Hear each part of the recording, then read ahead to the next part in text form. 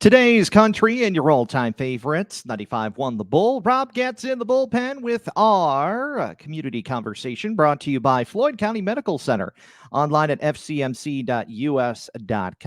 Join me in the studio this morning. We have from New Hampton FFA chapter, Karla Pickar. Karla, thanks for joining me this morning. Thanks for having me on, Rob. As always. So a couple of things to touch base on. Among them, you guys have another meeting coming up here. Yep, so tonight at 6 p.m. in the Ag Room, we have an alumni meeting. So any adults are welcome to come and basically help our FFA chapter grow and thrive. And yeah. All right, very good. And some things we kind of touched briefly on with Rachel Bowler last week about sub-districts. I'd like to hear some of the results that came out of FFA Sub-Districts. Yeah, so our conduct of meeting team of Margie Reichs, Troy Federspiel, Kira Richards, Cargan Robinson, Taylor Dowd, Ben Burke, and Danny Ellingson received a silver rating, and they'll be an alternate to advance for districts. And then Carrie Strickerath competed in public speaking and received a silver rating. I competed in extemporaneous speaking and received a silver rating. Brenna Thronson competed in the FFA Creed speaking, and she received first place gold, advancing to districts. And then Marshall Zion competed in job interview and received a silver rating. Aaliyah Eichenberger competed in individual egg sales, receiving a gold rating and an alternate for districts. Beth Pickar, Jennifer Eichenberger, and Alexa Mashik competed in chapter program and received a second place gold rating, advancing to districts. So extemporaneous speaking, what does that mean for you? So you get a half an hour to create a 4 to 6 minute speech over a topic you sort of draw out of an envelope.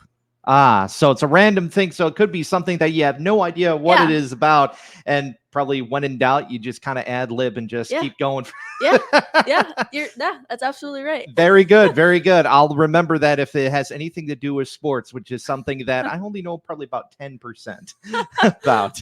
So Karla Pickar joining us here on the morning roundup. Now, those districts, where do they go from there? They go somewhere in Iowa, or where do they go for that? They go to, I think, Waverly to compete in districts. So everybody who competed in some districts, that top 2 from there go on to districts. The top 2 from there go on to state.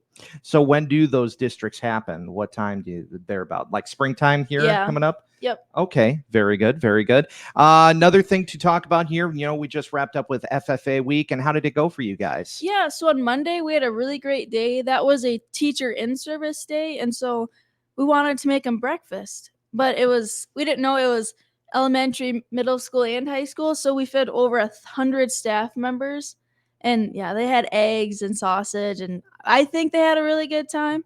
And then on Tuesday, we had district and state officers come and visit with students in their ag classes about leadership, teamwork, and recruitment skills. And then that day, Beth and I ran like an assembly called the Ag Olympics, where they just sort of did pig judging.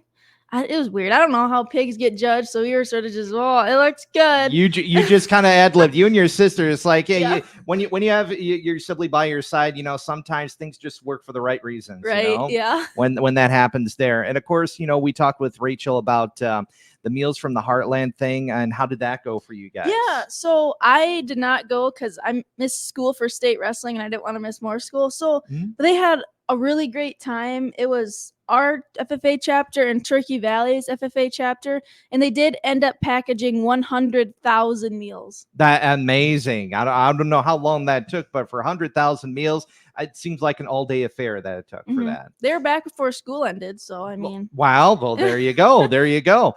Karla Pickar joining us here once again for FFA chapter, and another reminder, we're coming up on the banquet. That will be not that far down the line. You have some notes on that as well. Yep. So our banquet is March 23rd at 4:00, and please RSVP because those are due March 1st. All right. So keep that in mind. Just a few days off.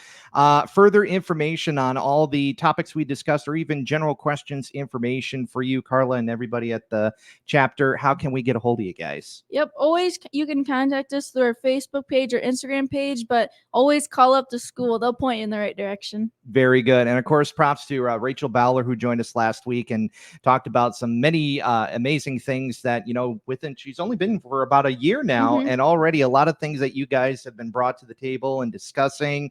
Probably the future in FFA is going to be growing within leaps and bounds. Yep. So looking forward to it. Karla, thanks a lot again for joining us here this morning. Thanks for having me on, Rob. Karla Pickar joining us from New Hampton FFA chapter on the Morning Roundup. Our community conversation brought to you by Floyd County Medical Center, fcmc.us.com on 95.1 The Bull.